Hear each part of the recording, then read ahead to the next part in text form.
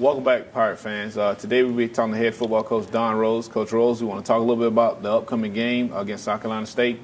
The Pirates will have their first MEAC game of the season as they travel to Orangeburg, South Carolina, to Oliver C. Dawson Stadium to take on the Bulldogs of South Carolina State. Coming into the game, Coach, talk a little bit about South Carolina State. Yeah, well, we haven't played South Carolina about 2 years, and so I guess they kind of rotate with the MEAC.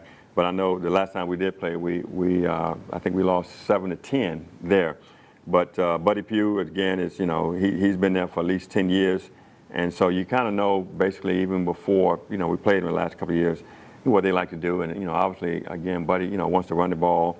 They had a lot of unbalanced set, and also he's got some weapons. He's got a couple of receivers that's done well, and the quarterback's kind of leaning to, and has a couple of backs that run, but they're going to be typical what they do, and the players are going to be scrappy, and it's going to be a great test for us. But I guess the biggest thing is, it's a MEAC contest, and we should be more familiar with the MEAC, and just the setting, the stadium, all those things play a factor. But so right now we're getting back home basically, and so we'll see what we're going to do on Saturday. All right, Coach, talk a little bit about South Carolina State's offense versus our defense. Starting quarterback probably is going to be Richard Q for South Carolina State. Yes. I think he's a left-handed quarterback, and like you said, they favor the run. And yes. We talked about our pass defense versus our run defense. So talk a little bit about our defense against their offense. Passing-wise, they're about 186 yards passing, and rushing about 170. So that's pretty much kind of balanced. But I know, looking at the film on us, and I know what they're going to run until we stop it. And so if they do pass, like I said, now they've got a favorite target that he likes to go to, and so I think we'll be a great match for that. Their favorite receiver is Tyler McDonald. He's a senior. He has over 400 yards in 4 games, so he's averaging over 100. So obviously we got to know where he is. But I think they're going to want to run the ball against us, and our task, we have to stop it.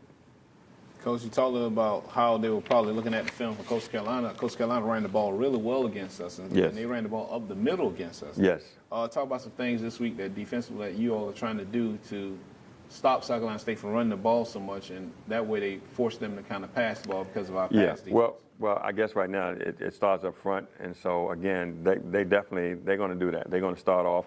I think what we've done, and Coach Clark's done a great job this week. As far as adjustments, we looked at certain things. I'm not going to give things away, but versus the way our line come off the ball, as far as they read the hats, so they read the steps and all those type of things. So we'll look at that as far as our read steps, and our alignment probably adjust that. And then also, we probably would just make a couple of changes inside to kind of beef it up, because I know right now if I'm looking at film, I'm not an offensive guy. I'm gonna run the ball. So right now that's something we're gonna have to do, and I think they're going to do that until we stop it. And, once we do stop, I think right now they're capable of, making some things happen. And the quarterback is, it's not necessarily, he's bombs away, but he can throw if he needs to. All right, Coach. Well, then let's talk a little bit about our offense. Last week against Coastal Carolina, it seemed like it took us some time to get across the 50-yard line in their territory. Matter of fact, it's on the memory card. I think the first 6 series, I think we were 3.5 plays and out. So that means that's a half a play in there. But, I think we might have got 2 first downs. But, we're 3 and out, and you can't do that, especially with a team that wants to run the ball, because, again, you give them more opportunity. I think in the first half, I think Coach Carolina had the ball 73 times. We had the ball 21 times. Let's do the math. And so, well, you can't do that, and so offensively, I think the second half, we started moving the ball. I think at least 3 series, and I went back with the staff. I looked at it and I said, well, what was successful here? Why were we able to do that? Well, Coach, these are some of the things that we did. I said, okay, that's easy. These are things that we do. Let's not concentrate on things that we don't do well. Let's do things that we do well, and so that's what the game plan is going to be. Very, very simple. And right now, again, we got a couple of guys that's coming back that was kind of banged up a little bit. So we're going to settle down, and like I said, now our main goal offensively is move the chains. We 3 and out not going to work. You don't want to put all the other pressure on the defense, and then defensively stop the run.